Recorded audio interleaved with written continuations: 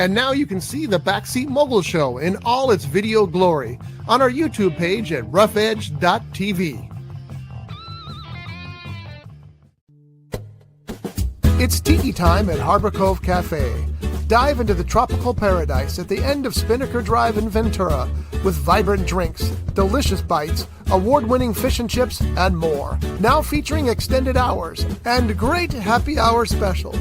Harbor Cove Cafe, the hidden treasure at the end of Spinnaker Drive. Visit harborcovecafe.net for more information. Showbiz is a cruel and shallow money trench. A long plastic hallway where thieves and pimps run free and good men die like dogs for no good reason. There's also a bad side.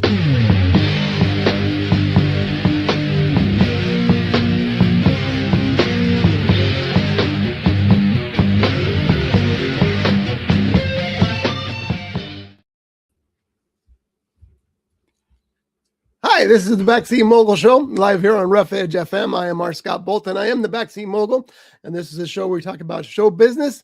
Sitting over here is JohnyD. Good morning to you. Sitting next to JohnyD is It's me, and sitting next to me is Joshua. there you go. So we are all here today to discuss movies and stuff, but I want to start with something else though. We've tried really hard to piss off country music fans last week, and nobody emailed us. So apparently none of you like your country music as much as you say you do. How's that? You think that'll get us some attention? To be fair, there's some good country music, like Beyonce's last album. That's true. That's true. Yeah, so I think we should be promoting that. Okay, you're right. Yeah. Now, there is something to be said about someone talking about their pick 'em up truck and their dog and kicking their wife out of the car because she said something bad about the dog. Well, actually didn't kick her out of the car, kicked her out of the pick 'em up truck. That's the worst London accent I've ever heard. I do want to apologize to all the viewers for my comment last week. I said that Bill Wilkes and the Texas Playboys was the only good, like one of the good country music bands. It's actually Bob Wills and his Texas Playboys. I think Bill Wilkes is a character from Red Dead Redemption 2. So, I just want to apologize for that. All other comments that I made last week, I still stand. I just wanted to apologize for mixing up the name. Thank you. Okay, now that we're all clear, roughedgestudios@gmail.com. And, oops, going the wrong way. There we go. Yeah, I mean, every type of music has some good music. You know, it's like my mom, if it sounds like rap, she instantly, of course, there's a reason for that. I'm not going to go there, but she doesn't like rap, anything. But there's some really good rap songs. You know, Snoop Dogg does some good stuff. Tone Loc, who's one of the first guys out there, does some good hip hop rap stuff. So there's some good stuff. You guys are looking at me like I'm crazy. Like semi-rap that like Linkin Park does. Well, exactly. See, that's a good And, point. like, you know, I'm not the biggest rap fan, but I think Coolio's "Gangsta's Paradise" is one of the best songs of all time. Not That's just true. rap. I think it just really hits. Like, that is just a profound song. That's an excellent. Yeah. And The Weird only- Al's cover. The only, Yeah. Amish Yeah, Paradise. the only, well, actually, there's two rap songs that I like. Keep talking. Lou Reed, which you might say he might be considered the father of rap. No, Lou Reed's spoken word. There's a difference. Okay. That'd be like saying the old Disneyland storybook records were rap. Well, they're not singing. Come on. Those are good. I got some of those. Yeah, me too. Sadly. And she threw the beans out the window. Oh, go ahead. And the one that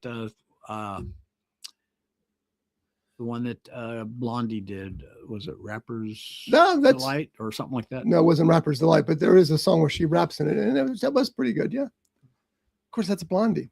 Do you guys know that Blondie is the most beautiful woman in the entire planet? Nobody even close to her. Yeah. That's what Penn Jillette says. He used to date her. Yeah. Oh, well, So, he's but so wrong. I mean, Yeah. Peak Blondie was pretty attractive. He's so wrong. Yeah. I don't know what we're talking about. So You can do a Blondie comic or if you- Penn Jillette? Which one are you Huh? confused with? who? You know Blondie Penn or Jillette. Penn Jillette. Which one? That guy's the magician guy, right? Okay, Yeah. then it's Blondie. This is just for Jeff's edification. Okay, that's a bad picture. I'll find a picture from back then. And by the way, I don't disagree. I don't think she's the most beautiful woman who ever walked the face of the planet. That's obviously Sandra Bullock. But and my wife. Boy, you should. That's Deborah Harry. You have to understand that that's Deborah Harry then. That's Deborah Harry today. But anyway, he was just madly in love with her. He went with her to and I'm not going to go into this stuff, but I used to listen to Penn's podcast every single day. He went with her to a fair, and they had one of those recording booths, and he tried to convince her to go in and record her song. And she, no, I don't want to do that. I'm on my day off. I'm not going to go sing. And he goes, I just thought it'd be cool to be in there and have the guy telling us you don't sound anything like Blondie. It's like, anyway. So, did you get it to go see the end of Oak Street? Nope. Josh did. I did. Yeah, good. I enjoyed it. I had a great time with it. He's going to give us a non-spoiler alert. I'll try to do a non-spoiler review. I thought it was well done. They didn't try to answer a lot of questions, which I like. They didn't over-explain themselves. It was pretty much you're dropped into the scenario where you're in. I think we all can see that from the book. Their neighborhood gets transported back into. It kind of looked like a Stephen King story to me. It's pretty nonstop. It's relentless and brutal. The animals the dinosaurs are definitely animals, and they're gross and scary. So I always wanted to do that, especially after reading the Jurassic Park book, because I think Crichton did a really good job describing the dinosaurs as gross, scary, and especially smelly. How bad! Like I remember distinctly him talking about the T-Rex's breath stinking like flesh, because it'd be like Zoe's. Yeah, it would be literally our pug. But I think they did a good job conveying that these were going to be, brutal animals living in a tropic nightmare. And, I thought it was really well done. So I got a question. Is there a good variety of dinosaurs, or is it very like 2 or 3? There's a big variety of not just dinosaurs, but other prehistoric creatures as well. Okay. Yeah. Thank you. Nice. And as far as I know, that they were fairly accurate. Nothing jumped out at me as inaccurate. I was counting claws and stuff like I did. Yeah, Josh is kind of he's an expert on dinosaurs, much like Jeff is an expert on dinosaurs. So, yeah, I had a great time with it. And was the story in the vein of like a Rod Serling story? Not really. The story is it's more of a survival thing than anything. There's not what happened. There's obviously discussions about it, but you're not solving it, and you're just kind of you're dealing with what happens if you get transported back into, and how to survive and how ruthless that nature could be. And, there's some good plays on tropes in there and some really fun stuff. I enjoyed it. So how does the family deal with no Wi-Fi? It was since 1982, so they didn't have issues yet. Wasn't there a Twilight Zone episode that a whole neighborhood disappeared? I think it's another place. I think it's an Outer Limits episode I was reading about. So, no, I'm thinking it backward. No, there was an early Twilight Zone episode that was like they get isolated away from where the lights turn off. They're just like an isolated community, and the government's watching them to see how they react or something like that. It sounds like a Twilight Zone episode. That's not the one with the two-headed alien watching. No, it was just. I remember there was a guy in like a tiki shirt running around. Oh, I think that's the very first episode. Is it? Yeah, I think it's the government doing isolation tests, and he's like how one person would survive if everybody like died in. It's like a nuclear fear kind of phobia thing. Yeah, and he's gonna go to the moon, but no, there's another episode like 5 episodes later where it's about a little town. Town. There's a bunch of them that are in that situation. Okay, like they think something happened. I don't remember. It's been a while since I've seen it. But I will say this, as we say every time we mention it, Twilight Zone, one of the greatest television series in history. And Rod Serling wrote 85% of the shows. It's stunning. That guy was just amazing. He wrote a movie before there was any hijackings. He wrote a movie about a plane being hijacked, and then a plane got hijacked, and he felt so bad about it. It kind of interfered with his creative thinking from that point on, because he's like, what are people going to do with my imagination? So it's sad. Didn't they do Planet of the Apes as well? Yeah. That's it always blows my mind when I hear that. It's like, oh, there's another massive franchise that he owned. The book was by Pierre Boulet, and it was a little different than the movie, obviously. But he did write the movie, and it created the genre of films that became. I mean, my God, they're still playing today. Yeah. He had I don't know how much involvement he had on the original Planet of the Apes. Was he like super involved? Because I remember I think he wrote the screenplay. reading a script of like I don't know if there was an original script or something, but it was more so like modern day apes and suits and stuff. Oh yeah. So I think I've read that. Okay, he did. Okay. Yeah, he wrote the screenplay with Michael Wilson. So maybe Michael Wilson wrote the initial draft. But knowing Serling, he could have written it and no, this isn't exactly what I want to do, and go back and rewrite it. It's like John Milius. Mm-hmm. So that's a great movie, though. That first Planet of the Apes movie, it's really hard to beat. I was a kid when those movies were playing in theaters, and I mean, I was like 6 or 7. And I just couldn't wait for them. I couldn't wait. I go to the movies, and that was my first interaction with sequels in a franchise, really. And I can remember the most shocking moment. I guess it's not a spoiler alert at this point. And it was in the third one where they're chasing down, maybe it was even the fourth one. They're chasing down the baby chimp because they know he's super smart, that he's human, and that he could be the one that takes over the world.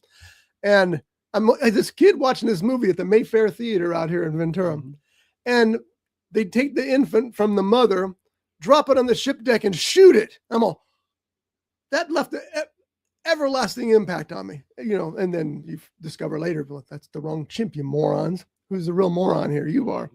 But it was that kind of punch to me at the time. So you'd highly recommend it. Who wrote the music for that, by the way? Because I'm addicted to the music. I don't recall. It was a pretty good score though, and it was by. I wonder if it was the same guy who did It Follows, because that was the same director. Was it this? Oh, okay. Did it have a Spielberg feel to it? The movie. In kind of that it's suburbia, I guess. Yeah. It's there. I like that. The more parts I liked about it. A lot of it takes place during the day, which was nice and refreshing. Yeah. I mean. So many movies take place, they're dark and poorly lit these days. It was nice to see one. It was just like, oh, here's a bright suburbia. And I mean, a lot of the movie just looks exactly like that, where it's just a suburban day gone completely. I can't stand movies that are too dark to see, especially in theaters. Is one thing because you had all the lights are off and it would have you. But at home, when you're trying to watch it, forget it. No matter what you do, unless you're watching at midnight, you're not going to see that. Okay, they keep changing the Internet Movie Database on me. Where is all the cast? Down farther? Yeah, you're probably gonna go to there it is. And just because I'm addicted to movie music, so I'm just curious who the score was written by. Twisted Sister. Oh, gee, a little guy named Michael Giacchino, who is really in line for the throne from Mr. Williams. Giacchino's amazing, and he also did Spider-Man. And he created new scores for the Star Trek movies too. Oh, nice. Yeah, I like that guy a lot. We need to get him on the show. You think he'd come on? He lives in Malibu. Email. Okay, we'll do. Tim will come to his place to do the show. We will. Do a remote. We would. Yeah.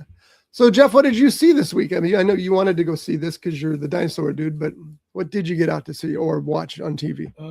I continued my found footage marathon. This week I watched.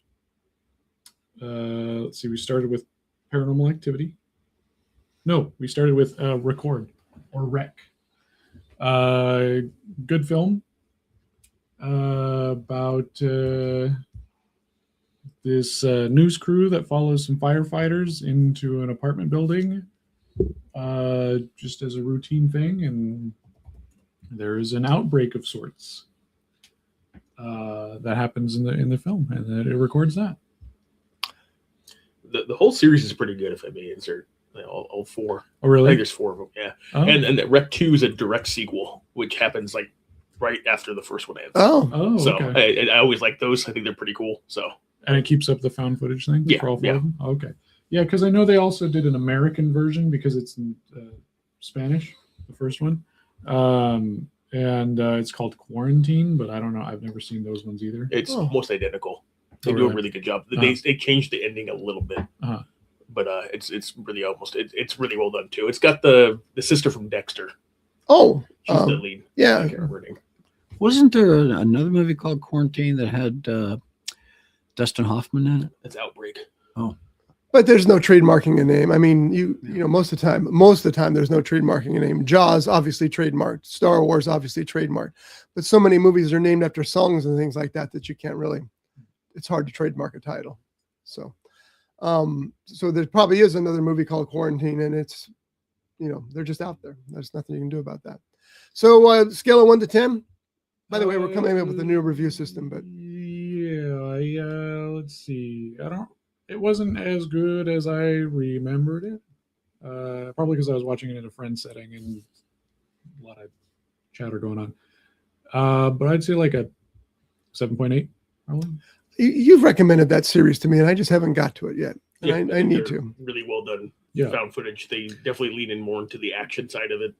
And I think we've got all of them on disc, right? On the Yeah. That's so. And it's definitely one of the better found footage movies as we've been going through it. There's definitely clear cut the good ones as opposed to the bad ones. Yeah, that is true. I meant to ask you, what would you give the End of the Volk Street on 1 to 10 scale? I'd give it it's probably an 8. Okay, that's good. It was a really good movie. You know, like I was entertained the entire time.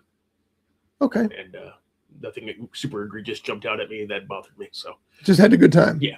Nothing wrong with that. So you watched Just Wreck 1. Yep. And then we went to Paranormal Activity 1, which is better than I remember it being. I'd probably give that one an 8. Oh, nice. There was a couple of weird things that when they bring in the paranormal investigator and stuff, like that guy jumps to conclusions, and I didn't care for that. Like having done that stuff, like gone to houses and like. But you know people who have done that, right? Yes, I do know people who have done that. So it was just kind of like, oh my god, like this guy's not a professional. But other than that, it was like really well done, paced really well. Like you can see why it kicked off the found footage phenomenon. Let me ask you about the series there. Is that a good series too, or is that one peter out? I think there's some good one. A good one. I think the marked ones that takes place the in Oxnard Oxnard. tapes. Yeah, that's the best one. Yeah, that's how I think I mentioned it last week, but the odd movies are the best ones. So 1, 3, 5, and 7, which is the Amish one. Like I like that one. That one was pretty good.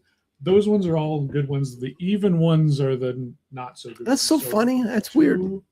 4 is about their neighbor. Yeah. And then 6, it's like we have a camera that sees the ghosts, and you're just walking around, and there's like it's like called the ghost dimension. So there's like a portal in their wall. They're like, let's go in it. It's like, what are we doing? It sounds like Pokemon Go. Pretty much. What do you think about the Paranormal Activity movies? Is they take place in San Diego, and so my wife's from San Diego, and so anytime we go to visit, we go see her friends or her family or whatever. All their houses look like the house from Paranormal Activity. They're all laid out exactly. There's a very distinct San Diego style, and you're like, okay. Maybe it's a documentary then. Maybe it really. Okay, after Paranormal, anything? Then to finish up the found footage thing, we watched last night. Instead of me going to see End of Oak Street, we ended up watching a found footage film called As Above, So Below, which is it's essentially Tomb Raider found footage.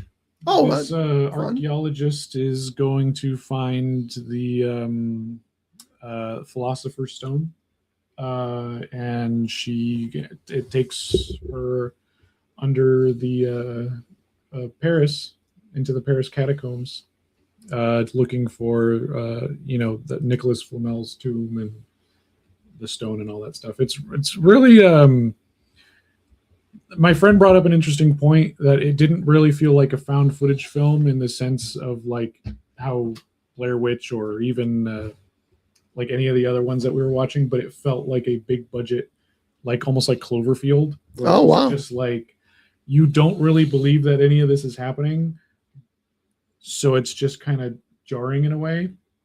I don't really see it. I mean, I kind of get where they're coming from, but like for me, I really enjoy archaeology and history and stuff like that. And to me, it feels like an educated film because they're going like, oh, like they're using all these historical things. Like there may be stretches in some of it, but like at least they had the, idea to go like, all right, let's try to make this, string together really well. Let's try to use some sort of literature. It's basically like Dante's Inferno, where they just go down into hell and stuff like that to find it. All these puzzles and junk. So I love that. Actually, I like the stories. They make you think you're smarter than you are, whether you are or not. It sounds weird, but it's true. It's like the Dan Brown novels, the Da Vinci Code, and all those.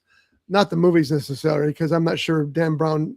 I shouldn't say that because all the movies were a hit, but I'm not sure that Dan Brown novels translate well to film because there's a lot of just detective work, But Dan Brown uses real investigations and real societies, etc., in his books. So when you're reading this, you know that everything he's used in his book exists or existed at one time, and the way he puts it all together kind of makes you a little nervous. Kind of like Michael Crichton. Yeah, He introduces the sciences, and it might not be, it benefits the story a lot of the times, but you still get a concept of. Like they definitely used a lot of like stuff like that. Like there was this one scene where they're stuck in the passage and they're like, well, there's nowhere where we can go, and then they see these symbols on the wall, and it's like, oh, okay, well, this is one of these Ptolemaic hinges or whatever. This was used in Egypt, and so like you have basically this means the planets or whatever. So we have to move the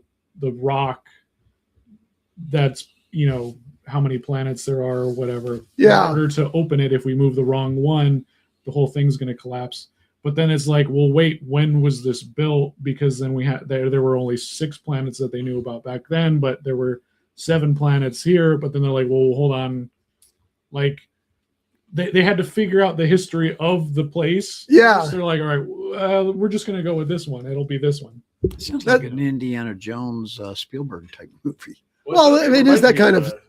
Last Crusade, but he's going to step and he's like, there's no J in the Hebrew outfit. Yeah. That kind of thing, I see. I love that kind of stuff. And that's, if you guys ever read any Dan Brown, and again, there was, I think, 4 Dan Brown movies and they all made over $100 million, but I just didn't think they translated well. Now, maybe it's because I read the books first. And so I knew what was happening, but the books are just freaking riveting. The last one I read gave me goosebumps at the end. It was just amazing. But it's the same kind of thing. Real societies, real stories, real happenings mixed together in hopefully a fictional way. It's definitely, I would probably say it's my second favorite found footage film. Wow, really? Yeah. That's big coming from Jeff. Because you know what number 1 is? Yep. Blair Witch Project, right? Yep. So I think that wrapped up all the found footage movies we saw this week. We're going to go deeper into Paranormal Activity next week and start going through all those. How many Paranormal Activity movies are there? 7. Yeah. Okay, because I've seen a 4-pack with the first 4 on them, and I didn't get it because I didn't think it was all of them. I guess I should start picking those up. Yep, there's 7. Yeah, they push those out pretty often. Now, Blair Witch Project, that was the first found footage film? No. I don't think it was the first, no. McPherson tapes? It was the first. That'd be the first one? It was the first hit. That was right. Wouldn't you say kind of put the mark on the genre? It made it pretty big. Yeah, Cannibal Holocaust did some found footage stuff. Yeah, but we don't count that one as. Because it was a blend of both. Yeah. Because it was a normal movie, and then they would put in the tape, and then they would, or the film, and then it would cut to that. There was a movie that I saw that came out. It was made at the same time of Blair Witch, but it came out like a year before. It was called The Last Broadcast. Oh, about the I remember that. Devil. Yeah. That one was crappy. And then there's McPherson tapes from the 80s, which is a pretty, like, it's obviously just like friends and family got together to make this kind of alien invasion movie where these people are trapped in a house and recording it. Oh, okay. Yeah. It's interesting. Yeah. The Blu-ray was on sale somewhere. I bought it and I was like, why would I buy it? Then I put it on. I was like, why would I buy a Blu-ray if it's 16 millimeter? Or it might have been 8. I don't know. It was pretty. Yeah. But it's like not great, but you'd see that the seeds were planted for the found footage genre really right there. Oh, that's interesting. Yeah, so it's decent. McPherson tapes. The McPherson tapes, yeah. All right, I got to check that out. Not to be confused with McPherson struts, which you find on a car. I'll add. Good point. Since we mentioned Blair Witch, and I don't think I mentioned it last time we talked about it, but when we did watch that movie, we followed it up with, I don't know if you guys have heard of the Scooby-Doo Project. Oh yeah. I've heard of it. I don't know much about it. So back when Blair Witch came out, they were doing a Scooby-Doo marathon. I think it was for one of the films. They were going to premiere one of the films. I don't know if it was in theaters or on TV, but during the commercial breaks, they had these little clippets of something called the Scooby-Doo Project. It was this live action film, but they had the cartoon characters in it, and it was the Scooby-Doo gang. I remember you were the one who told me about this. Yeah, to look for the out in the woods and stuff, and it was pretty much done exactly like Blair Witch. That was good. I would recommend that. So who was it at the end? It must have been the landowner. I would have got away with it too if it was a few rotten kids. No, they never unmasked them. Oh, they didn't? Like they went missing. Oh, I like that. Like Velma, they all disappear, and Velma's running downstairs and Shaggy's in the corner. She's like, Shaggy, why are you in the corner? He's like I'm scared. and then she turns and the monster's there, and then it cuts, and then that's it. Sweet. Yeah. I'm sure you can find that on YouTube, right? Yeah. Oh yeah. That's how we watched it. Did you? That. I was like, all right, well, since we watched this, you guys don't know about this. We have to watch this. And they're like, what is this? Like, just sit back and enjoy it. Since you mentioned that movie that takes place in France, it was a French movie too, the French film? They didn't speak French, but okay. it was set in Paris. And they had like French music and stuff like that. Have you heard of a movie called The Deep Dark? Nope. Check it out. It's on Amazon right now. It's a French film. It's in French. And it's about these miners who, of course, they accidentally uncover this ancient tomb that this really scary monster is in, and starts to get him one by one like you'd expect it to. The story may not be like freshly original and everything, but I love the style of the film. It made you feel like a miner. You feel grimy after it's over. You're like watching these poor, dirty, dying miners fight off this creature that's been down there forever. Everything just feels grimy and gross. And it's shot so that there's the color that's there is barely there. It's more of a dark gray and gray film than it is. And it's really pretty interesting. So it's on Amazon right now, called The Deep Dark. Devin Crow watched it, and Devin gives me some recommendations sometimes, like I probably shouldn't mention any titles, but that I don't want to watch ever again. But this one was good. So The Deep Dark. Anything else you watched?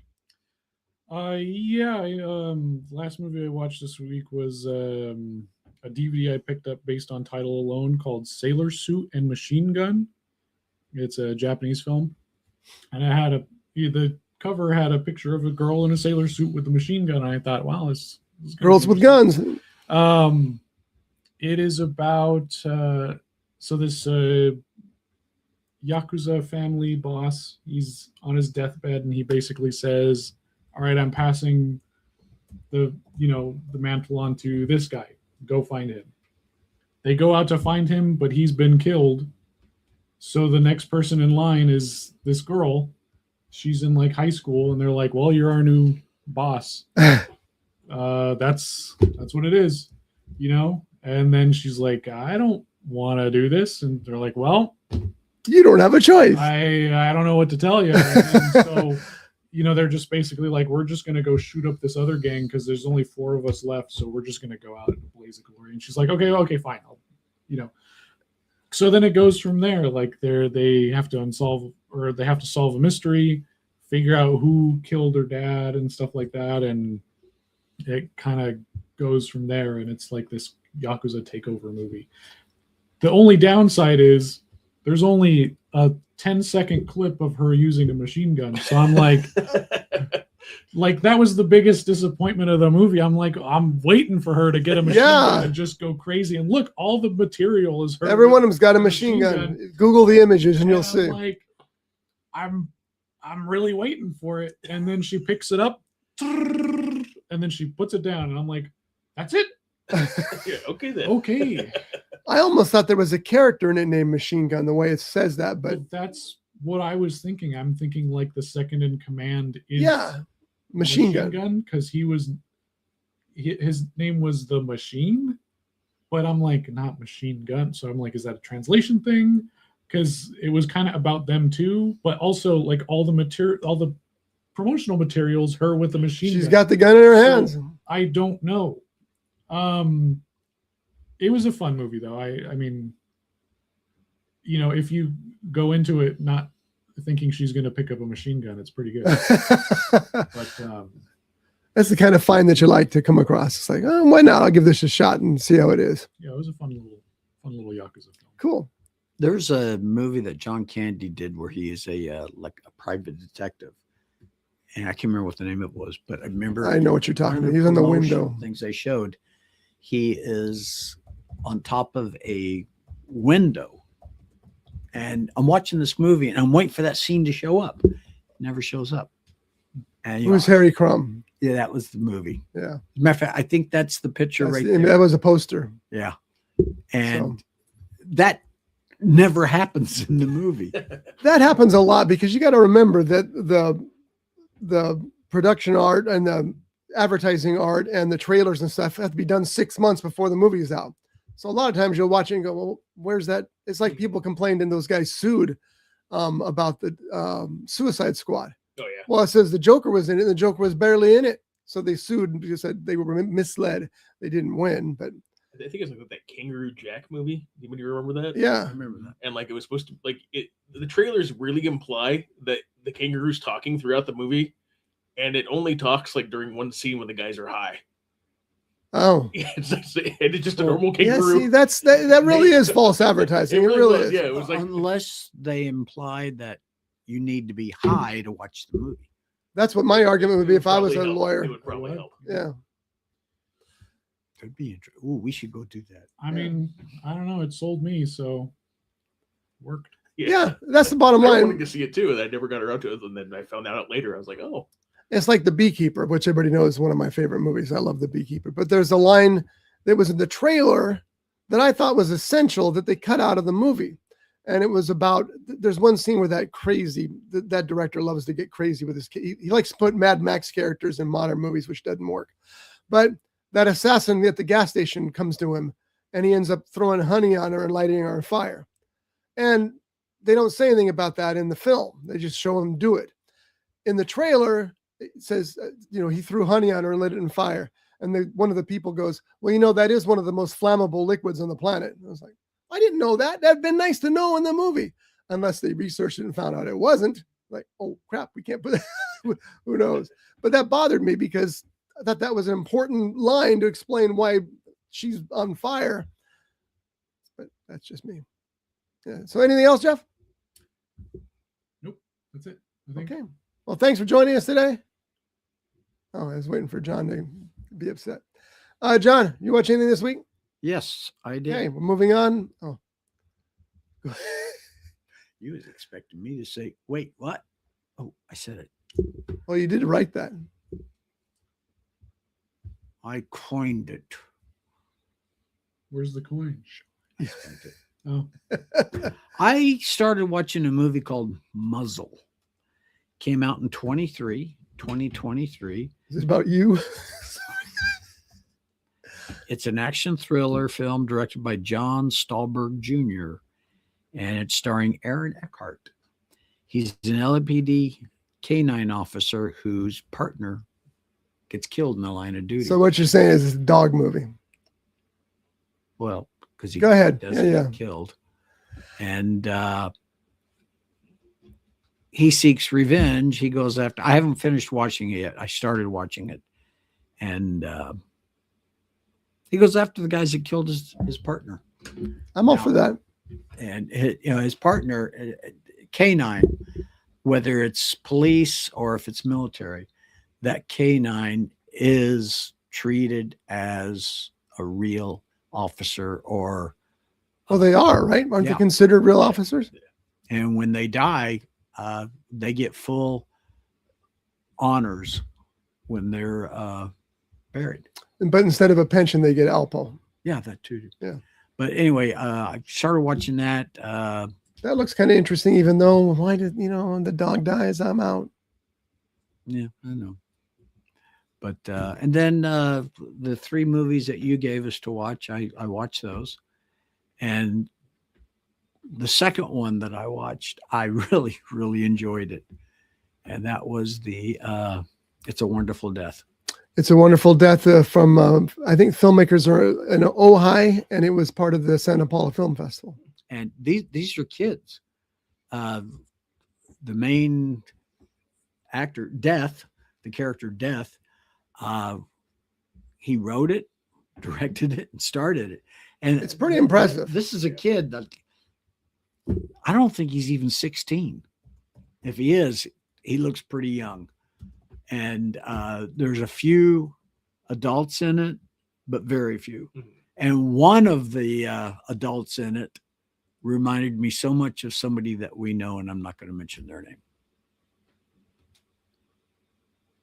Okay. Not on the air. Now, explain the storyline behind It's a Wonderful Death. The kid, he is the Grim Reaper. And he gets a list every so often of the people that he has to claim their souls and send them wherever it is that they send them. And it shows how he helps move some of these people along. And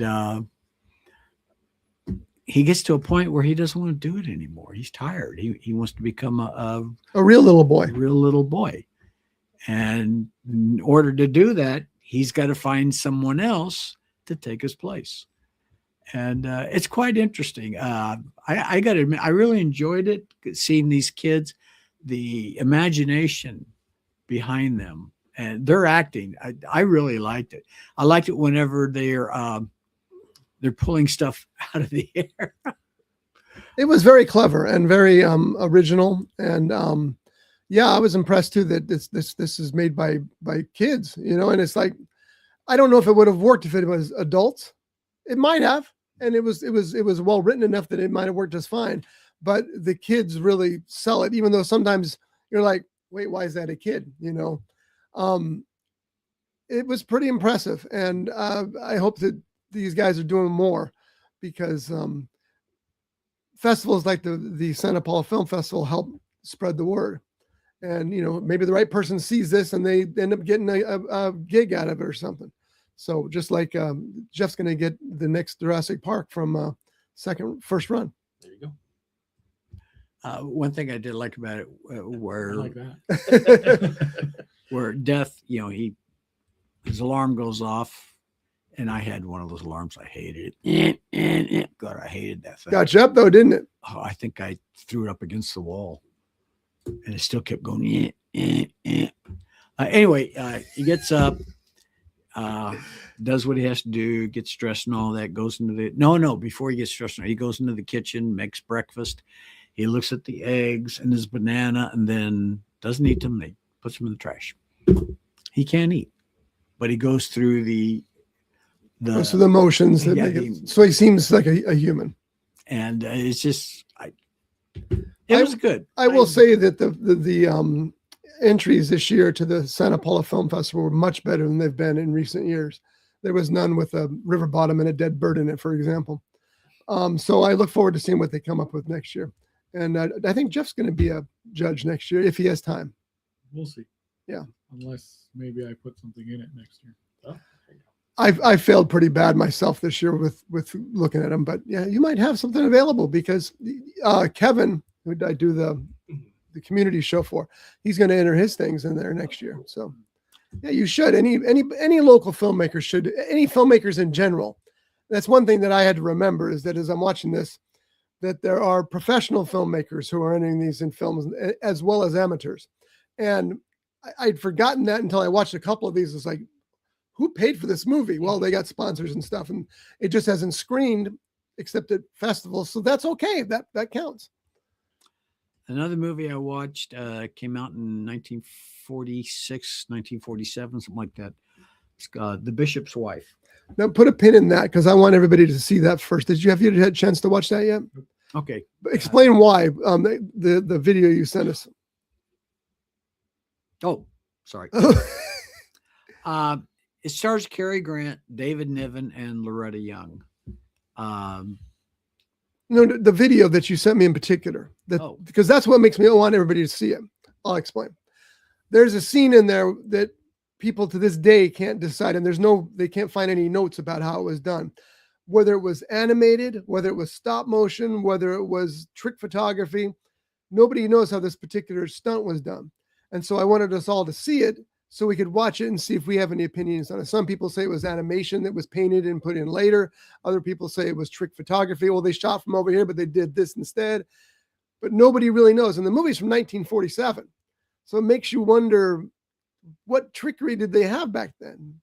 Well, there was another one between the cards, the index cards, the Christmas tree, and the bottle of wine.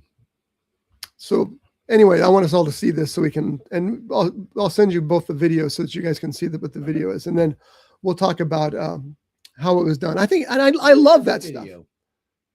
Remember when you gave us the flash drive? We brought in the flash drives last week. Yeah. Didn't you put one on? No, I can't do that. That would be illegal. Jesus. I need to do the video for I'm talking about the video that shows you the scenes in question. Oh yeah. 10-second thing. Yeah. So I have an idea of how they did the. So do a lot of people. That's what makes it interesting to me. We'll talk about it after you guys. Yeah, I think it was a real magician. Yeah, could be. Yeah, he's a real angel. So angels can. There's no such thing as a real angel. There are real magicians. Oh, so you tell me he was a phony angel? People named Angel. That's true. Good point. That's true. Okay, so before we get to, we'll do my stuff, and then we're going to try Pringles. We got Italian meatball Pringles, and what's the other one? Pizza Pringles. Look at Jeff's excitement. So, what did I see though? Not much, because I did not get to the theaters this week. Oh, I did get to the theaters this week. I saw One Night Only, which is it's the movie starring Monica Barbary, where it's not too far in the future and not too far from reality based on the way things are going. Married people are forbidden by federal law from having sex except on one day a year. Unmarried people, yes. Married people, whatever you want to do. Unmarried people, single people cannot have sex except on one day of the year. So as you might imagine, everybody's prepping for that one big day because you should excuse the term, balls out that day. And I'm sure that it's going to be a day that's created by Hallmark so they can have a happy sex day card, probably. But so when that time hits, there's like a 12-hour period. When that time hits, the town just goes wild. There's naked people in the windows. There's humping people in the streets. It just goes complete. There's people who are doing 3-ways and 4-ways, and it's just going crazy. You sure this doesn't take place in Amsterdam? No, it's the United States of America. Amsterdam would be all for that every day. They do that, but we're on a path there. They're going to tell us how to do this anyway. So, now I've lost my train of thought, like always. Okay, so anyway, so there's a young couple who they're not a couple, but they're a man and a woman. The man is Colin Turner, who is the top runner for James Bond, and Monica Barbary, who's just terrific in this. They haven't gone out on sex night for a couple of years because they want something more. It's really a little difficult to find something more when you can't even explore that option. So they go out on separate dates and they wind up hating each other because they bump into each other and something goes wrong and they end up, of course they do, right? But eventually, of course, what happens? They wind up together. None of this is a surprise, and it's not in the story, it's in the way the story is told. It's funny, it's sexy, which I want to talk to you about. That sounded weird, but there's a point, trust me.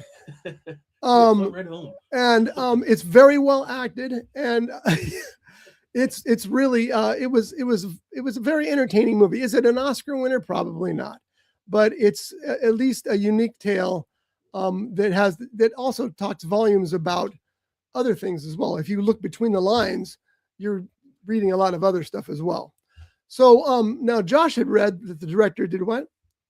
That they had edited the movie pretty heavily to remove a lot of explicit scenes. Apparently, it was like you described there. Everybody's out there. Apparently, it happens like often.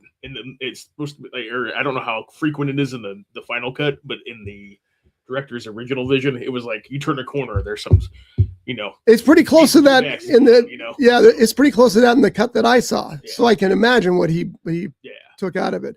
Some of it I thought, shouldn't they pixelate that? Like this is it's just, and it's really not that bad, but it's a hard R movie, Mm-hmm. So I'm curious though, because I'm always suspicious. Did he cut that much out, or is that a great way to sell the DVD? They push it on DVD. The director's cut, or Blu-ray or whatever, since they're making a slight climb backwards. Was it American Pie or what? It was one of those early 2000s raunchy comedies that came out with the X-rated version. Yes, and it was literally just superimposed nude women just on the screen. Yeah, just walk by. They had nothing. They weren't in the scene. There was no original cut. It was like after the fact. They were added by post. That's funny. It was bizarre. Well, Kubrick did that with Eyes Wide Shut. Oh, yeah. Because his scenes were so explicit, the studio said, "Yeah, we can't release it like it is." Mm-hmm. So if you watch that movie, you'll see characters walk by during the dirty parts, and they walk by just at the opportune time to block that off. Well, you guys are talking about director's cuts of movies that cuts out explicit stuff. The movie Cats. Oh yeah, had buttholes. That's right. I still have not seen that movie because I'm waiting for them to release the butthole. Because they had it, and then like 2 weeks before the movie was pushed out to theaters, some producer went in there like, "Yeah, we can't have this." I think early screenings were like, "What are the kids?" Yeah. Yeah, it's like, we can't have this. Get rid of this, and that's why the movie looks so weird, because they had 2 weeks to fix it. Yes, and that's a big thing to fix. Yeah. So one day I'll see it. Cats, the butthole edition. Butthole cut. Yeah. Talking about that movie's really bad, by the way. I've seen the play. Movies with explicit sex scenes and all that. Do you guys remember your very first X-rated movie that you saw in a movie theater? This is the part where John talks about Midnight Cowboy, thinking it's this expressive thing. Tell us about Midnight Cowboy, John. I wasn't going to talk about that. Oh, really? What were you going to talk about? The first 2 X-rated movies I ever saw. And I'm not sure I want to hear that conversation either. Well, no, the first one, I don't understand why it was considered X-rated. It was an Alan Funt movie. What do you say to a naked lady? Exactly. And when it first came out, it was rated X. There's naked women, very naked women in it. Very funny movie. Alan Funt was a genius. I saw that in a movie theater, and I knew somebody that worked at the theater, so he got me in. The other movie I saw was Cry Uncle. I don't remember the name of the people that were in it, but it was about a guy. He's like a private detective, and he's trying to get information. That's the man from Uncle. You're confusing stuff. No. I remember one scene where he's trying to get information from a prostitute, and in order to get this information, he's got to pay her and have sex with her. And those were the first 2 X-rated movies I ever saw that actually was in a movie theater. The only X-rated movie I ever saw in a theater was Right Ways Down. And that's because I was in it. That's right. And I begged him not to put X-rated. I'm like, "You're not going to sell that many tickets if you put X-rated. Just put not rated." And he's like, "No, it's going to be great." And we were hanging up flyers and stuff, and most people wouldn't even. They're like, "We're not going to put that in our window." Yeah, of course not. Yeah, X-rated indicates porn. It just does. Yeah. It's equated with that these days. Yeah, that was a bad move. And there were people I knew in that movie who were naked. It's like, oh. Anyway, moving on. We weren't naked. No. We no. Thank goodness. I remember you guys both in it. So And Kyle's got a new movie out now, right? I think so. Is it on Amazon yet? No, it's going through film festivals right now. Oh, okay.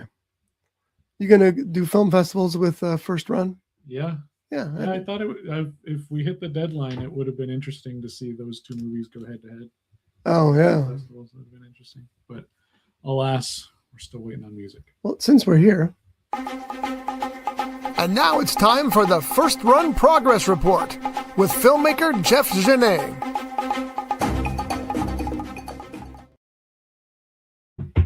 That'd be you. Oh, hey. Nice to see you again. I'm the director of First Run. Here's an update. We're waiting on music. And then I got to go in and tweak the audio levels to fit the noise of the music. Other than that, it's done. Coming soon to somewhere near you. And now it's time for the First Run Progress Report with filmmaker Jeff Genet. That's the time. So just so you know. Please make the dialogue hearable over the music. Yeah. I can't stand that when I'm watching a feature film that Warner Brothers produced and you can't hear what they're saying because the music's so damn loud. I feel like sound mix has gone downhill in recent years, like pretty noticeably. In most pictures, I agree. Yeah, there's other pictures like Motor City, which doesn't have any dialogue, so that helps too. But the sound quality was brilliant. Hokum had great sound quality, I felt. Yeah. I have done my you said that. absolute best with the audio to get out planes, to make everything hearable, all the audio and everything, so that it works. Even all the re-recorded lines. We didn't like re-record it in a studio or whatever. I just told them, hey, re-record these lines, send them over to me. So then I had to fix those. Some of them were great. Some of them were too good. And so I had to downgrade them a little bit so it matched the rest of it. Yeah. Some of them were kind of like you could hear stuff in the background where it was echoey, so I had to fix that. So I'm trying my best to do all of that. I think I've done that. And then once I put the music in, it'll mask all the other little like tiny noises and help everything seamlessly come together. But yeah, that's something I am absolutely aware of because all the other projects I've ever worked on, the audio has been the biggest issue. I mean, especially the movie we were just talking about, Right Ways Down. You got people talking about bad audio. Oh my God. That sucked. I'm just thinking about the beach. Yeah. The beach, you couldn't hear anything on that. And they had to, or Kyle redubbed the lines, but he used different actors for everybody. And I remember my friend seeing that. He's like, I would have redubbed that. Like, that doesn't even sound like me. The voice doesn't match the person. Anyways, yeah, that was and then there was tons of audio that needed to be re-recorded that wasn't. That movie is an anomaly. When was that released? 10 years ago now. 2017. You saw it, didn't you, John? Didn't he send you a Blu-ray? Oh, he did not. He came into Regency and I had some in my car and I gave him a copy. Oh, that's right. I knew that somehow there'd been a copy. Because Kyle was very bad about, contacting people or like, keeping up with that kind of stuff. So I was just like, I asked him, did he ever give you a coffee? No. All right, here. There you go. It's I kind of get that to a degree with Kyle because I can write a book, but selling that book, distributing that book, I don't know even where to begin. I need to hire somebody to do it for me because I don't know where to do it. And that's the most important part of writing a book is having somebody to sell it for you. Mm-hmm. So I kind of get that in his defense, but at the same time, I know there's communication issues. Speaking of books, what's the progress on the last one? It's done. Oh, so when's it going to go to? Last week of September, it'll be available. That's the one we just read. Yep, Second Shot, the new Bryce Heller novel. You guys are all sitting on the edge of your seat waiting for it. You know it. Somebody was telling me, it was Steve Snyder. He says you need to write more science fiction because I like to write every genre. I just do. And I said, I will one of these days, but right now the audience is dictating me because everybody loves Brace Heller. I get more emails as Brace Heller. I sell more books as Brace Heller. So I'm writing Brace Heller. You know, the Private Eye is the one that people want. So they're going to get it. And then I'll be like Clint Eastwood. I'll write one for them and then I'll do one for me. That was Eastwood's style for a while. Yeah. I will do the sequel to Every Which Way But Loose if you let me do a movie about this jazz singer afterwards. Okay. Yeah. We were talking about Eastwood yesterday because I guess there's a story out there about Tom Holland. And when he saw the first cut of, or the first, I don't even know what it was, but first draft maybe of the Spider-Man movie, he said there's not enough heart in it. He didn't believe that there was enough warmth and love in the love scenes. And so he asked him to go back and redo it. And so they did. They went back and he reshot it or rewrote it, whatever point it was at. And it turned out that it has that warmth now. It has that it also helps that it's your wife that you're playing opposite, you know.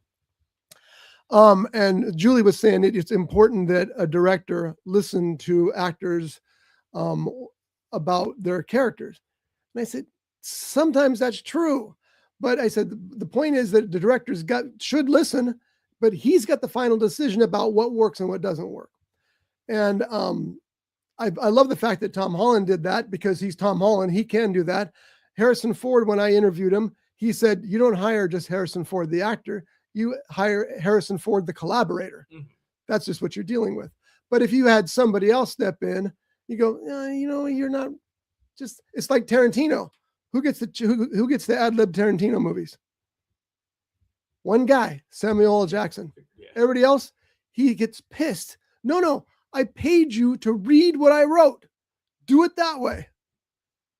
And you know, you can't argue his success either. So there's a little bit of each way there. That's one thing I'll say about Jeff Genet. He listened to his people. I mean, I talked to him about a couple of things and he could have dismissed me and he didn't. He listened to me. And then he dismissed you. Oh, yeah. Of course. But I thought you did good, dude. Thank you. And it's essential that it's essential that a director listen. I mean, you look at arguably the most powerful director of all time, Steven Spielberg. Even when he's making Disclosure Day, he's listening to his actors talk to him. Now, again, he has the right to say, no, I don't think so. But at least he's listening to their options. And if Spielberg can listen, anybody can listen, except apparently Tarantino.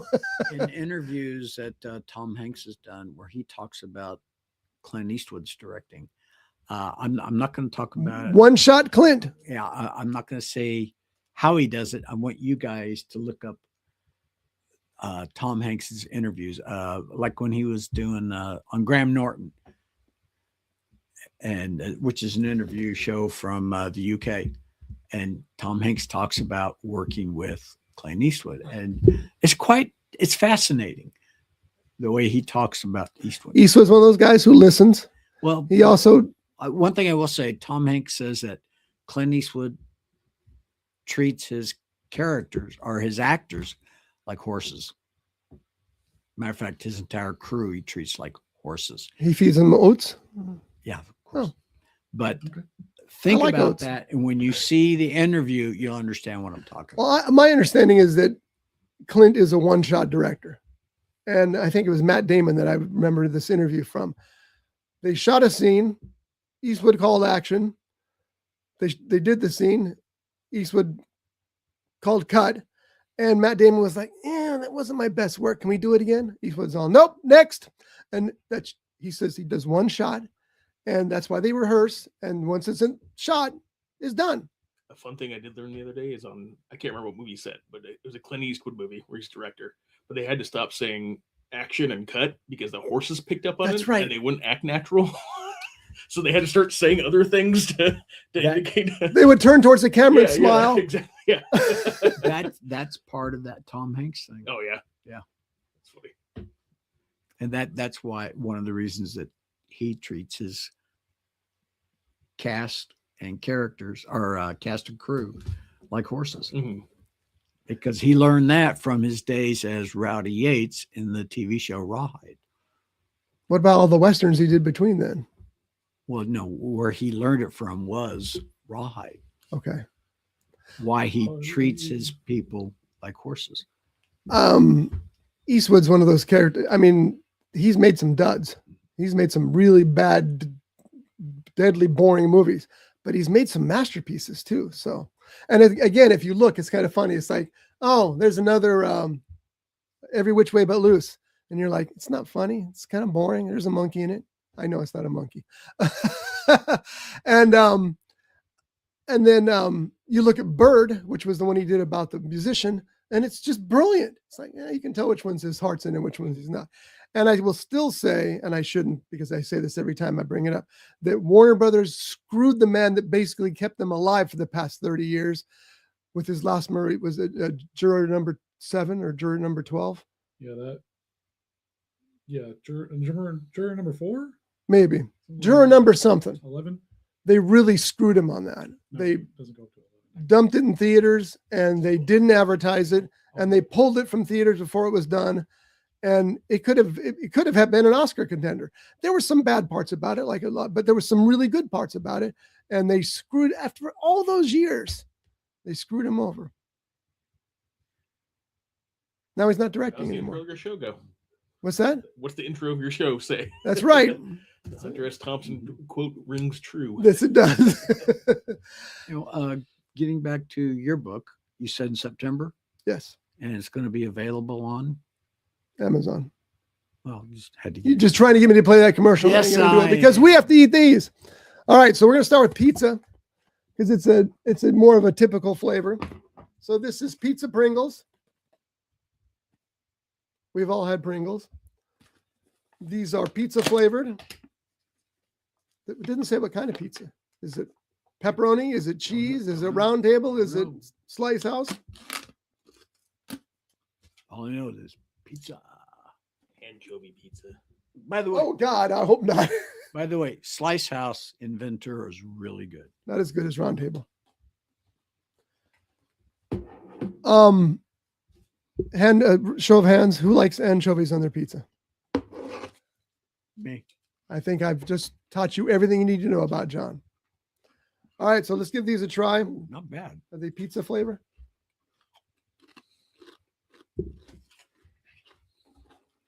I like them. I'm not getting pizza from that. These anchovy go. They might be more pizza-y if there was more on them. Seems like one side's completely naked. It almost tastes like the barbecue Pringles with just barbecue with a little bit of cheese. It's the same kind of pizza as pizza combos. If anybody's familiar with those Yes. You know those little pretzel rolls? crackers, I don't know. They're my favorite. One of my favorite snacks. They're like stuffed crackers or stuffed pretzels. Yeah, they're good. Yeah, these are okay. I think I like them a little better than the those stale. You know what's weird? Cheeseburger. You're easier to understand now than you were earlier. Cool. You got it. All right. So I'm going to give those we're going to rate them like a movie. I'm going to give those. Considered chips by the U.S. FDA. They are? They are not. Oh, They're potato crisps because they're manufactured using the same process as dehydrated mashed potatoes. So they actually have different standards. and isn't that what Carl's used to make their French fries out of? When I was I think so, yeah. mentioning that, I remember those were good. I love those. All right. So on a scale of 1 to 5, I'll give these a 5. I'm the pizza a 5. Johnny, Oh, 5. Jeff, Right in the middle, 3. 3. Josh, 4 or 5. 4 or 5. They're no All right. green onion and sour cream. We're now going for meatball, Italian meatball. This one scares me.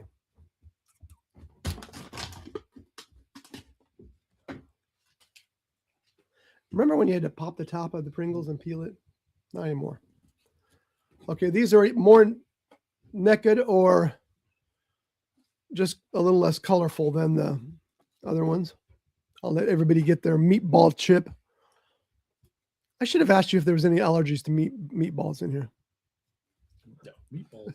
Hopefully nobody got bit by that tick. Yeah. The alpha gel. Okay, going in. What? That smell. Yeah, it's a kind of rough smell. It smells like cat food. Yeah. I'm okay. I'm gonna pass on that one. All right. I kind of smell it. Yeah, I can't get the cat food out of my head. Yeah, I that, would have that to- smells like, you other know exactly pasties. what cat Yeah, food yeah. I'm talking about. Yeah. That smells like cat food. I can smell it. Oh, really? Sure is. I can smell it. I can't taste the wasted food, meatball but- either. I don't need to eat that. See, that's funny. I can taste. Once I get past the cat food thought, I can taste a meatball. Well, you kind of like cat food. Well, it's good. You get the one with the carrots in it. I don't love it though. It's emanating cat food. I like the pizza ones better. Yes. But seriously, I'll bump those pizza ones back up to a 5 after that. Yeah, I'm gonna give those a 3. Johnny, what are you giving him? 7. no, because touched my I tongue, can't those get ones. I can't get the flavor out of them. I can't get the Why? I don't know. I went to New Orleans. I can't get the Cool. the Yeah, aroma out of it. cool. I don't smell that at all. I got it. A little happy. Sounds like a personal problem. Like that. Can you smell it? Yeah, I It's did. like, I can't. I don't want to smell it again. we go to Hard Rock Take that home with Cafe. you. I will. I'll go with the 2. Okay, Jeff, what'd you say? A 1? That? Yeah. Can I go like 0? Yeah. Right, 0. Okay. Let's do it. Josh. 0, I couldn't eat 5. it, so 0. Also, Yeah. That was bad. Well, once the cat food was mentioned, it was a went. Like, it started emanating over here too from the. We used to have like, go for it. we had a whiskey here on one point that tasted exactly like cat piss. It stunk. You drank it, and it tasted just like it. John took it home because he's the only one who liked it. So what does that tell you? Wait, what Yeah, one that, was was, that whiskey on the John, rocks. stop is talking. better. Finish chewing and then talk. What'd you say, Josh? I'm sorry. That whiskey in the rocks just litter inside. That'd be okay. Okay. What I said was what I said you're more easily understandable when you got your mouth full, but that's okay. Thank you. I don't remember that cat piss whiskey. I really don't. Well, everybody else does. Maybe I poured it out. Whiskey. That's what it was called. Meow piss. All right, I got 2 movies to recommend not to watch because they're bad. Okay, let's hear it. Flight Risk with Mark Wahlberg, directed by Mel Gibson. I like Mel's movies. Sorry. Mel's a hell of a director. Not here.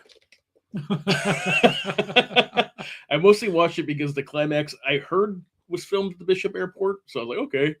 And I couldn't, and then I could never find. I don't know where that came from in my head. Maybe I just dreamt it. It was okay. The only thing interesting about it is Mark Wahlberg doesn't play his traditional self. He's kind of interesting in it, and then I saw when he takes off his toupee. Yeah. And it kind of changes his whole character. yeah, and then there's it takes place entirely on the plane, basically. I thought that was kind of cool, just a small plane, Yeah. box episode. But it takes a special kind of director who can Yeah, a and- whole movie in that kind of. And actors, to be honest. Yeah, So, that's true. Who is the don't female? remember it was, that I movie. can't remember her name. It was Topher Grace, and I don't. Andrea's a big fan of her. I can't remember her name, We'll find out while you're talking. Came out last year. but yeah. I mean, it just didn't do a lot for me. It was really predictable and it's kind of goofy, but yeah, I don't know. If you want to see Mark Wahlberg play who you don't expect Mark Wahlberg to play, you can check it out. Oh, it's got 38 on the Wait a Metascore. minute, is this the one where Wahlberg is like a Michelle Dockery. man or something like that? Yeah, something like Kinda, that. Okay. Spoiler alert. No, it's in the trailer. I remember the trailer now. Yeah, he's disguised as their pilot, and then turns out to be the hitman. I'll just spoil it so you don't feel inclined. Yeah. Okay, so no on flight risk. The Last House on Netflix. Oh, okay. I want to hear about this because I've read. It looked good, but I've read not so good things It about it. was not good. It's about a family that some sort of rain comes and the rain seals everybody in their houses. And so like the family is like in a survival situation where they're sealed in the house and then there's monsters outside. And the movie there's something really bizarre about the movie. I can't put my finger. It's like, I feel like they sped up the movie and dubbed it. So it feels really weird and the editing's bizarre. And I wouldn't be surprised if the AI was heavily involved in this. Oh, really? I don't have any proof of that. Not saying it. There's just It something. feels that There's way. something really off with the movie, and it's a pretty lame and generic movie, and there's like a time jump in the middle. And it's like, dude, like jumps. They're trapped in their house for 5 years. Give me a break. They'd be out of Code Zero. How can that even happen? They'd be out of everything. I mean, that kind of sounds awesome. Just be stuck in your house. Yeah, exactly. The power does go out, and You catch up on so many movies. Oh God, it's a great cast too. Well, not if the power goes out. they're all dubbed, so you can't even see if they're good actors or not. Like the dad's voice is dubbed really loud, so it's like it doesn't. I don't even know if it's the same actor. Here's some reviews from Rotten Tomatoes. Even if Leah Moore will work overtime to sell the terrifying scenario these parents find themselves in, ridiculous lines and worse decision making takes us out of the moment. Why is that a filmmaking technique now? Just bad decision making. Because it easily moves the plot along. I guess because it's a cop out. have you guys noticed that? It seems like there's more just stupid decisions. Like nobody would do that, but they're in the movies more than they've ever been, I think. That was something that was told to me when I started back when I was writing a horror script, like just out of high school. I remember multiple writers would say, like, you can't think realistically about your characters because logically you would do this, but then you're going to keep getting yourself out of every situation that you put those characters That's through, true. so you have to make them stupid in a way. So I feel like that's what's going on. Like, I don't like following that. I like to think, what is my character? What would I do in this situation? How would I get out of this? Now, how do I make that messed up? Yeah. Like, how do I make that the wrong decision Yeah. and go from there? Because it makes the writing more difficult, but non-realistic decisions just take you out of it. I mean, and the whole thing is you can still make the right decisions and lose. Yeah. That's the thing. That's one thing I really liked about that book, Off Season. Who wrote that? I know you read it too. Yeah. Splatterpunk. Jack something. Jack Ketchum. That's it. Yeah, but it's like a traditional cannibal family comes get these guys that are they're camping in a cabin, and the first thing they do is they fight back, and then hurt some of them, a lot of them, but they're just too many, and they end up losing. Like they don't get scared and like let's open the door and go run for help. They actually let's barricade immediately. They know they got to fight the right back or choice. die. Yeah. And it doesn't work, but at least they tried. Yeah. And it just gave it some. Well, I think that's the way it used to be. It used to be that you'd make a decision and you'd win, but then there was another obstacle in your way. Yeah. Now it's like you just make a bad decision so that you don't have to go through those other things. Yeah. So conflict is different. It feels different today than it used to. Mhm. And maybe that's, I don't know, just a new standard. Also, I was reminded of the movie Barbarian. I don't know if you guys ever saw Oh, it. yeah. But like realistic decisions could also like create humor and stuff. Because like when he finds that giant room space under his house, he's not thinking, what is this? This is crazy. He's thinking, I got extra floor Yeah. space. Oh my God. Square footage. Yeah. And he's like, Property value just and went stuff up. like Yeah. that. Like, yeah, you would think that. You wouldn't, like most people would.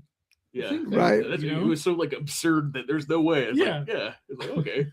That reminds me when my younger brother and I, we were renting a house in East Ventura, and we were horsing around one day, and he threw a body check into me, slammed me up against the wall. The only thing is, I went through the wall, and we found a hidden room. Apparently, when There was a skeleton sitting there with a glass of water beside it. No, John fell through the wall. I went, He wasn't already in there. He wasn't already in there. no, apparently when they built the house, whatever it was in what was called this is back in the 80s, early 80s. That area they called it the New Concord home editions. Because it could go faster than the speed of sound. That could be right off of Kimball and Tele. Okay, nobody but anywhere knows what that is. But I'm letting you guys know. Okay. And when they built the house, they had this bathroom. It was a small bathroom. Basically, it was like a party bathroom. I don't know what else to call it. Woohoo! Party in the bathroom. A sink and a toilet. That's all that was in there. It might be a technical term. Party bathroom. A half bath? Yeah. No, there was no shower, no bathtub. Well, it's called half bath. Okay, Bathroom. but what Party bath is way better. it was supposed to have been a regular full-size bathroom. But instead of making it a full-size bathroom, they just walled off part of it.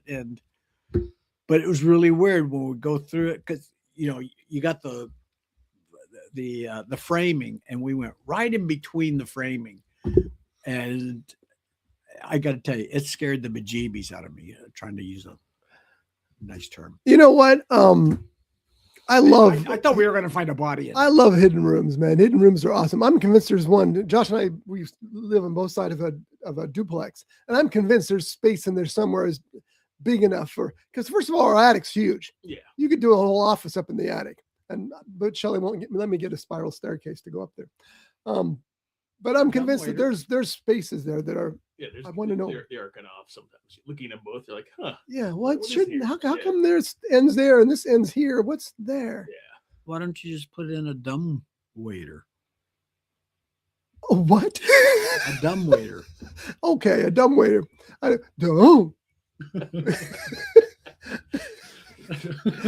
No, how many peanuts, not the almonds. Don't get the peanuts. How many movies have you seen where someone crawls into a dumb waiter and they either go up or they go down? I put a dumb waiter in it. I saw a dumb waiter the other day at the mansion, the New Hall Mansion. Oh, yeah. There was a dumb waiter, and I thought I've never seen one of these in the flesh. Huh? Did you bring you the wrong order?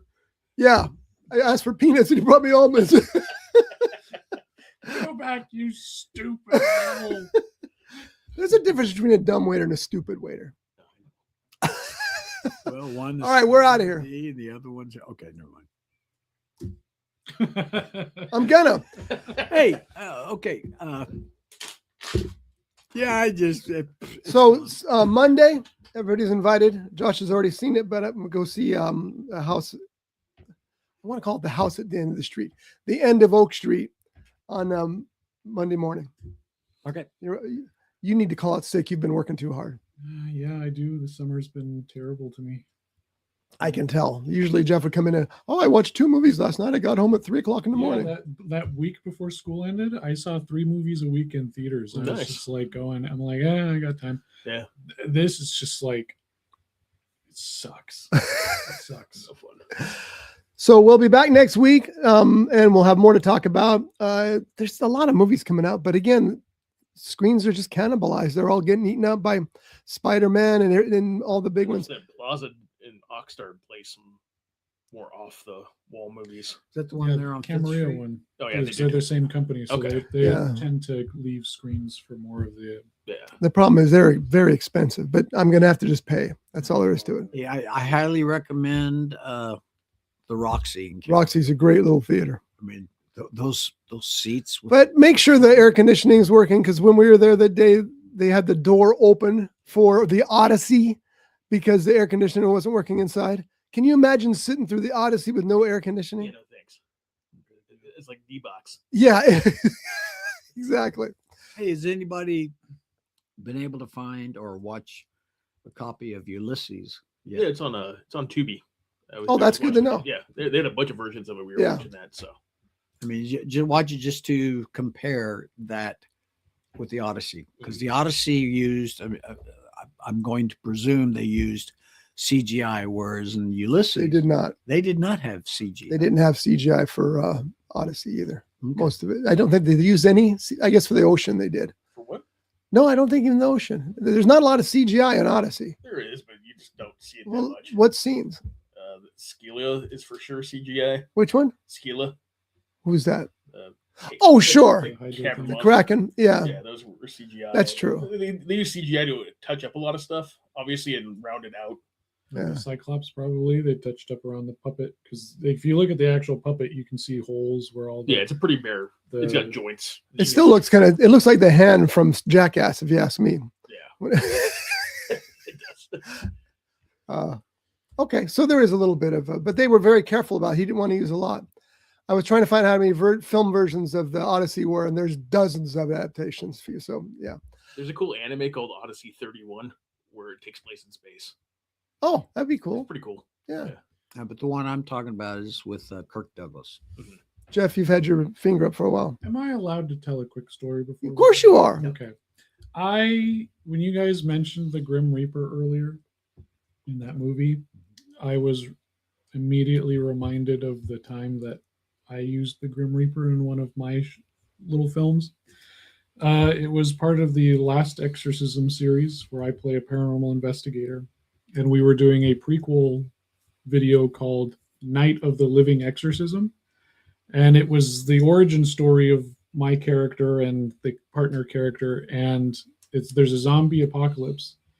And we end up meeting up with the Grim Reaper because there's so many people dying, but before he can get to them, they come back to life, so he can't do his job. So he just hangs out with us, and he's like, we need to figure out how to get rid of this so I can keep doing my thing. The guy we hired was this really tall guy. He worked at Regency. He was very funny. Like, we had these face prosthetics on him, like full skeleton face prosthetics, and he would just go around. He's like, hey, everybody, I'm the Grim Reaper. I got this like 8-foot tall scythe and stuff, and we went downtown, and we were shooting late at night at Cemetery Park, and this cop pulled up, and I'm like, all right, here we go. I walk over to the cop, and I'm like, hey, officer, you hear about the Grim Reaper? He's like, no, I heard about some barking dogs. And he like looks behind me, and right behind me is this 6-foot tall guy with an 8-foot tall metal scythe. And he's like, hey, what's up? And he's like, all right, you guys keep doing what you're doing. back to where. Yeah. And we're like, okay, cool.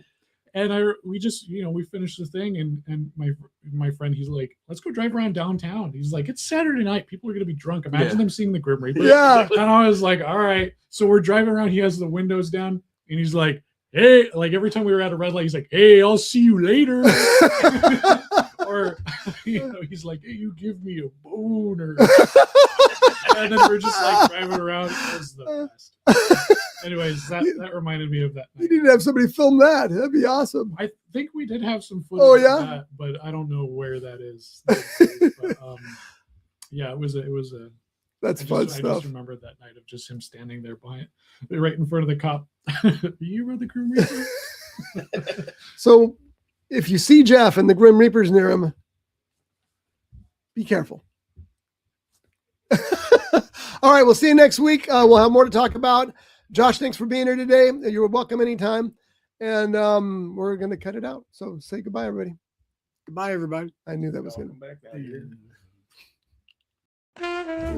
Brought to you by The Grape, Ventura County's premier jazz venue and cocktail lounge, located at 2733 East Main Street in Ventura. For menu and music schedule, visit them online at thegrape.club. This has been a Rough Edge Studios production.